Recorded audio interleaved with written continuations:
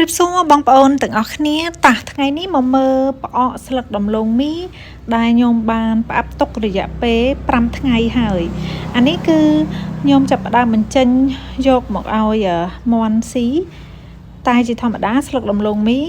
យើងត្រូវផ្អាប់រយៈពេល5ទៅ7ថ្ងៃទើបអាចយកមកឲ្យសត្វស៊ីបានណាហើយចំពោះផ្អកស្លឹកដំឡូងមីនេះគឺវាជួយកាត់បន្ថយដើមទុនច្រើនសម្រាប់ការចិញ្ចឹមមាន់ស្រែហើយសម្រាប់បងប្អូនដែលចូលចិត្តចិញ្ចឹមមាន់ស្រែបងប្អូនគឺល្អដោយសារតែមាន់ស្រែគឺទីផ្សារទូលំទូលាយ